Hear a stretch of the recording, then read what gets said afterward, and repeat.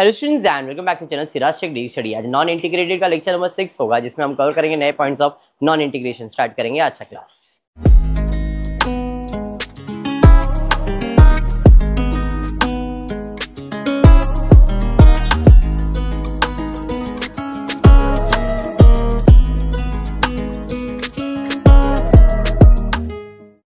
चलिए, in the previous class लेजर ही किया था, बराबर है। आज भी सिमिलर काइंड के सम्स ले लेते। इसके बाद मोस्टली जो लेक्चर होगा जनरल एंट्री का ले लेता हूँ, दो टाइप। इसमें आप लोगों को रिकंसिलेशन करवाए कि नहीं एक बार बता देना। आपके कॉलेज में अगर नॉन इंटीग्रेटेड में रिकंसिलेशन है तो, अगर नहीं है तो सिर्फ लेजर है तो सिर्फ लेजर और जनरल एंट्री करवाऊंगा। इसमें रिकंसिलेशन भी होता है। रिकंसिलेशन मतलब ये कॉस्ट शीट है, कॉस्ट अकाउंटेंट है, फिर फाइनेंस अकाउंटेंट होगा, दोनों को रिकंसाइल करके इनकम फाइंड करना होगा। उस टाइप का भी एक या दो सम आपके टेक्स्ट बुक में है, इफ आपके कॉलेज आपको परमिट, क्योंकि बोर्ड एग्जाम्स में वो आता ही नहीं है, मोस्टली नहीं है। सिर्फ और सिर्फ इसी टाइप के लेजर्स या तो जनरल एंट्रीज ही आते। ठीक है, ओके। चलिए तो स्टार्ट करता हूँ आज का क्लास।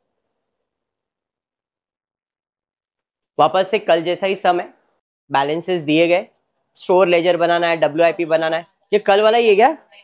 हाँ, मेरे को भी कल वाला ही लग रहा है ये। यस, ये कल वाला ही था। ये न्यू सम है जैसा ये। Prepare relevant account, costing profit and loss, general ledger adjustment account to record the about transaction for the quarter year ended. मतलब कॉस्ट कंट्रोल का यहाँ पे नाम क्या पड़ गया है? General ledger adjustment account. ठीक है, तो हमने पहला जनरल लेजर एडजस्टमेंट अकाउंट बना लिया, लास्ट में बनाओ कोई इशू नहीं है। स्टोर लेजर बना दिया है, वेजेस बना सकते हो इफ यू वांट, इसके बाद वेजेस बनता है। फिर WIP, finish goods, wages control है। फैक्ट्री बनाना तो फैक्ट्री बना दो। कॉस्ट ऑफ सेल्स, सेल्स बनाने की जरूरत नहीं रहती है, सेल्स पहली बार इधर अकाउंट में बनाए। कॉस्टिंग प्रॉफिट एंड लॉस और ट्रायल बैलेंस, सेल्स का रिक्वायरमेंट नहीं होता है, हमने बनाया है सिर्फ प्रेजेंटेशन पर्पस के लिए, कोई काम नहीं है।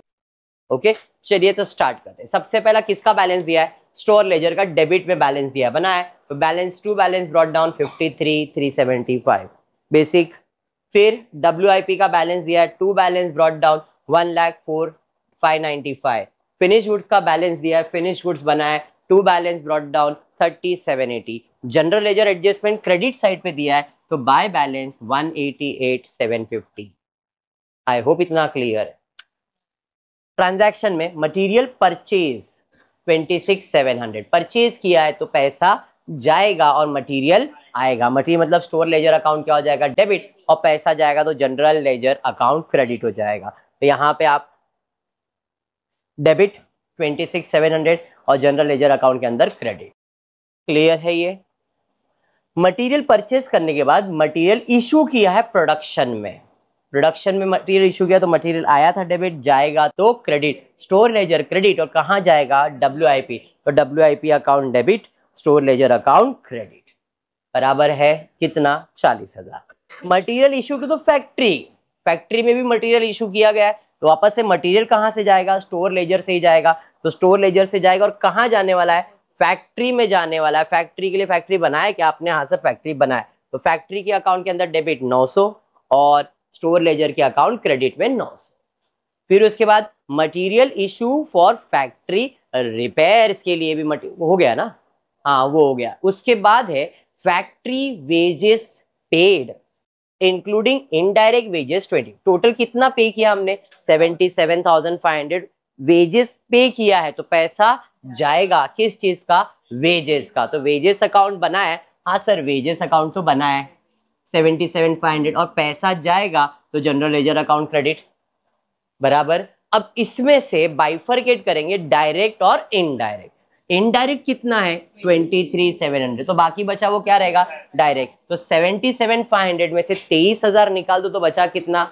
54,500। ये डायरेक्ट वेजेस है, तो डायरेक्ट वेजेस, वेजेस का अकाउंट क्रेडिट और WIP अकाउंट क्या हो जाएगा? डेबिट। यहाँ पे WIP अकाउंट डेबिट हो जाएगा और factory account wages account credit. देखो वेजेस के अंदर 23,000 इनडायरेक्ट है, इधर क्रेडिट, तो फैक्ट्री अकाउंट बनाया, यस इधर डाल दिया। बाकी तुम्हारा जो बच जाएगा वो डायरेक्ट वेजेस है। कुछ बोला नहीं इसके लिए, शायद इन्होंने सॉल्व नहीं किया, आगे इन्फॉर्मेशन रहेगा उससे। क्लियर है? बट कंसेप्ट तो यही रहेगा। नेक्स्ट उसके बाद क्या है? उसके बाद प्रोडक्शन ओवरहेड्स इनकर्ड, कितना 95,000 खर्चा हुआ, प्रोडक्शन का खर्चा हुआ 95,200, एक्सपेंस हुआ तो पैसा जाएगा। किस चीज का खर्चा हुआ है? प्रोडक्शन ओवरहेड्स मतलब फैक्ट्री ओवरहेड्स, तो फैक्ट्री ओवरहेड्स अकाउंट में डेबिट यहाँ पे, और जनरल लेजर अकाउंट क्रेडिट। अरे समझाइए। नेक्स्ट उसके बाद production overhead under absorb and return of. Under absorb and return of मतलब हमने प्रोडक्शन ओवरहेड्स को कितना रिकॉर्ड किया है, तो कितना रिटर्न ऑफ किया हमने? 3,200। किसको? फैक्ट्री को। प्रोडक्शन ओवरहेड्स मतलब वही हुआ ना, रिकवर किया है, तो यहाँ पे इसका अकाउंट क्रेडिट, और कहाँ रिकवर हो जाएगा? WIP अकाउंट के अंदर। तो हमने WIP अकाउंट के अंदर रिकवर किया। अच्छा, ये सॉरी रिटर्न ऑफ था, ये रिकवर नहीं करवाया उसने। Production overheads under absorb and return of. Return of मतलब उसे आपने निकाल दिया है। नॉर्मली रिकवर रहता ना, प्रोडक्शन ओवरहेड्स रिकवर्ड रहता, तो हम एंट्री क्या पास करते? Factory overheads account credit and WIP account debit. Recover किया रहता तो यहाँ पे रिकवर नहीं है, factory sorry production overheads under absorb and return of, right of कर दिया है। राइट ऑफ कर दिया मतलब वो बिजनेस के लिए तो लॉस हो गया। एक्सपेंसेस रिटर्न ऑफ कर दिया मतलब वो लॉस है। जो भी लॉस है प्रॉफिट एंड लॉस में डेबिट में होगा, इसलिए प्रॉफिट एंड लॉस अकाउंट के अंदर हमने क्या किया है? डेबिट। किस चीज का लॉस है? फैक्ट्री का लॉस है, इसलिए इधर डेबिट, और फैक्ट्री ओवरहेड्स के अंदर क्या कर दूंगा मैं? क्रेडिट। समझा या बाउंसर गया? वापस एक बार, प्रोडक्शन ओवरहेड्स इनकर के बाद रिकवर होता है, पर यहाँ पे रिकवर नहीं किया है, अंडर एब्जॉर्ब या रिटर्न ऑफ किया हुआ है। इसका मतलब है कि खर्चा जो है आपने कम रिकॉर्ड कर दिया, मतलब आपको लॉस हुआ है, और जो भी लॉस है प्रॉफिट एंड लॉस में डेबिट, और किसके वजह से हुआ? तो उसका अकाउंट आपने क्या किया है? क्रेडिट। क्लियर हुआ ये? पक्का? बढ़ते आगे। Transaction for the quarter year ended 30 जून। बाकी है सेल्स। अच्छा सेल्स किया है 2,56,000, हमने सेल्स का अकाउंट बनाया हुआ है। अब सेल्स करेंगे तो पैसा आएगा और सामान जाएगा। पैसा आएगा तो cost control ledger account debit हो जाएगा, हाँ या नहीं? सेल्स के अंदर कितना है? 2,56,000। सेल्स के अंदर 2,56,000। हाँ, बाद में सेल्स को प्रॉफिट एंड लॉस में ट्रांसफर करते, इसलिए वहां पे लिखा है to costing profit and loss, और यहाँ पे जनरल लेजर अकाउंट। डन है, क्योंकि इसको क्लोज करके आपको कॉस्टिंग प्रॉफिट एंड लॉस में ही डालना है, तो डायरेक्टली उधर हमने एंट्री पास कर दिया। डन है ये? पक्का? उसके बाद क्या है? Transaction during the year ended, the company gross profit is 25% on factory cost. At the end of the quarter WIP stock increase by 7,500। कुछ तो नया पॉइंट आया है, जरा ध्यान से देखना। ईयर एंड मतलब क्लोजिंग है। क्लोजिंग में बोला है कि हमारा कंपनी का पॉलिसी, जब भी हम सामान बेचते हैं तो उसमें प्रॉफिट कितना रखते हैं? मतलब मैंने कुछ सेल्स किया है, यहाँ पे 2,56,000 का सेल्स किया है, तो जो सेलिंग प्राइस है उसने बोला है company gross profit is 25% on cost. Factory cost मतलब कॉस्ट। तो मैंने आपको एक कंसेप्ट बताया था, cost plus profit equals to sales होता है, ये तो पता ही है। Cost plus profit equals to sales होता है। प्रॉफिट ऑन क्या बोला है? प्रॉफिट ऑन कॉस्ट का मतलब क्या होता है? ऑन कॉस्ट मतलब कॉस्ट 100, प्रॉफिट 25, तो सेलिंग प्राइस कितना हो जाएगा? और सेलिंग प्राइस तो मालूम है ना मेरे को, कितना है? 2,56,000। समझ में आया? तो अगर 2,56,000 मेरा 125% है, तो 100% कितना? क्रॉस मल्टीप्लाई करो, 2,04,000 ये मेरा गुड्स का कॉस्ट है, मतलब मैंने इतने का गुड्स बना के ट्रांसफर किया रहेगा, और फिर उसके अंदर मैंने मेरा प्रॉफिट चार्ज किया रहेगा और उसे बेचा रहेगा, पानी का बोतल दे देगा। समझा मैंने क्या बोला? मतलब जब सामान मैंने इधर से ट्रांसफर किया रहेगा बना के, वो किधर ट्रांसफर किया रहेगा? फिनिश गुड्स में, और फिर ये फिनिश गुड्स से मैंने उसको क्या किया रहेगा? बेचा रहेगा। मैंने क्वेश्चन में आपको दिया था सेल्स, दिया खाली सेल्स, बट इसका कॉस्ट कितना है वो तो मालूम ही नहीं है।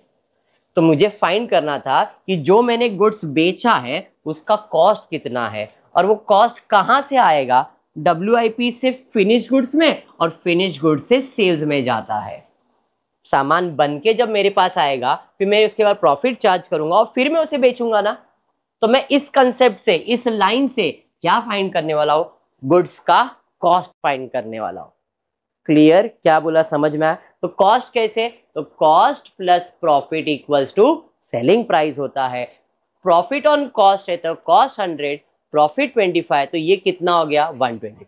और 125% आपको मालूम था, क्रॉस मल्टीप्लाई करके मैंने गुड्स का क्या निकाल लिया? कॉस्ट। 2,04,000 जो भी आपका अमाउंट है, बराबर है। अब वो यहां से कहां जाएगा? यहां आएगा और फिर यहां से हमने उसको क्या किया रहेगा? बेचा रहेगा। लॉजिक समझा मैं क्या बोलना चाह रहा हूं? पक्का? चलिए, कॉस्ट ऑफ गुड्स सोल्ड देखो आपको कितना आया है? 2,04,000 क्रॉस मल्टीप्लाई किया था आपने। अब यहां से वो यहां दिखा दिया है। नॉर्मली हम जब गुड्स बेचते हैं तो कॉस्ट ऑफ गुड्स सोल्ड में ही डालते हैं ना, फिर उसको कॉस्टिंग प्रॉफिट एंड लॉस में। तो ये कॉस्ट ऑफ सेल्स का अकाउंट बनाया है, इसलिए कॉस्ट दिखाया 2,04,800। यहां से वो आया रहेगा यहां पे। क्लियर? और ये यहां पे कैसे आया रहेगा? वो आया रहेगा WIP से। समझ में आ रहा है मैं क्या बोल रहा हूं या बाउंसर जा रहा है? वापस एक बार, जब मैं WIP को क्लोज करूंगा नॉर्मली बैलेंस मिलता है, बराबर है। बट बैलेंस कब मिलेगा? जब मैं सामान ट्रांसफर इनसे सब करूंगा तो बैलेंस मिलेगा। मैंने अभी तक इधर कोई सामान ट्रांसफर किया है क्या? यहाँ पे गुड्स बनता है, रेडी होता है, वो जाता है फिनिश गुड्स में। फिनिश गुड में उसके ऊपर जो भी खर्चा विर्चा करना है वो करने के बाद हम उसे बेचते हैं। तो उसका कॉस्ट मालूम नहीं था, तो इस फॉर्मूले से मैंने इसका कॉस्ट निकाला। इतने का कॉस्ट था और इसको बेचा मैंने इतने में, बराबर है। तो मैंने यहाँ पे रिवर्स गया, यहां से यहां आऊंगा, फिर बाद में मैं किधर चले जाऊंगा? WIP। आई होप जो मैंने बोला है वो समझा है। अफजल, समझा है? यहाँ पे क्रेडिट कर दिया, सॉरी यहाँ पे डेबिट, दूसरा इफेक्ट जाएगा credit, cost of sales. Clear हुआ ये? हाँ या नहीं? पक्का? पक्का? आगे पढ़ता हूं, देखता हूं WIP के बारे में कुछ बोला है क्या। At the end quarter WIP is increase by 7,500। Opening में कितना था जरा देखो? 1,04,595 था। बोला एट द एंड WIP का स्टॉक इंक्रीज हो गया 7,500। मतलब ये क्लोजिंग ही है ना। तो कितना है क्लोजिंग? क्लोजिंग कितना है? तो हमारा WIP कंट्रोल 1,12,095, बराबर। कैसे? ओपनिंग कितना था? 1,04,595। 7,500 बढ़ा दो तो आपका क्लोजिंग बैलेंस यहां पे आ जाएगा 1,12,095। अब देखो वेरी क्लियर, इधर गुड्स कितने का ट्रांसफर किया वो बोला था क्या? नॉर्मली बोलना चाहिए था, तो ही हमको बैलेंस मिलता था, बट इधर बैलेंस दिया है, तो जो दूसरा बैलेंस आएगा वो किधर जाएगा? फिनिश गुड्स के अंदर। लॉजिक समझा क्या घुमा के दिया है सम के अंदर? दैट्स इट, खत्म। ये ट्विस्ट था इस सम का। क्लियर है? ये 1,12,95 कैसे आया समझा क्या? ओपनिंग था, उससे 7,500 बढ़ गया, तो मैंने बढ़ा के उसका बैलेंस इधर डाल दिया। क्लियर? अब क्या बचता है? क्लोजिंग करेंगे। चलिए तो क्लोज कर लेते हैं। पक्का समझा है ना? और कुछ बचा नहीं, इसके लिए बोल रहा हूं। क्लोजिंग करता हूं। स्टोर लेजर का बैलेंस दिया था तो बैलेंस आएगा इधर क्रेडिट, ट्रायल बैलेंस में डेबिट। WIP क्लोज करूंगा, ओपनिंग भी मालूम है, क्लोजिंग तो बैलेंस का क्या करना है, हमने क्लोज किया है। अच्छा लोग ने ये, आप इसको क्लोज कर देना, बाद में भी कोई इशू नहीं है। वेजेस आप देखो 77,523 बाकी था। डायरेक्ट कितना था मालूम नहीं था, हमने डायरेक्टली पहले ही कर लिया था। 54,500 डाल दिया इधर, 54,500। और ये चीज अगर मैं पहले कर देता तो प्रॉब्लम ही नहीं रहता। समझ में आया? मैंने पहले आपको ये कैलकुलेशन दे दिया था, तो क्लोज करके इधर ही आ गया ये। उसके बाद और कोई ट्रांसफर करने का बाकी, फैक्ट्री को क्लोज कर लो, कॉस्ट ऑफ सेल्स हो जाएगा आपके इसमें कॉस्टिंग प्रॉफिट एंड लॉस में, उसका कोई इशू नहीं है। यहाँ से कॉस्टिंग प्रॉफिट एंड लॉस में डाल दिया। फैक्ट्री ओवरहेड्स को क्लोज किया, बैलेंस। अब यहाँ पे फैक्ट्री ओवरहेड्स का बैलेंस दिया था क्या? देखो ओपनिंग दिया था तो क्लोजिंग भी नहीं आएगा, तो ये कहाँ जाएगा?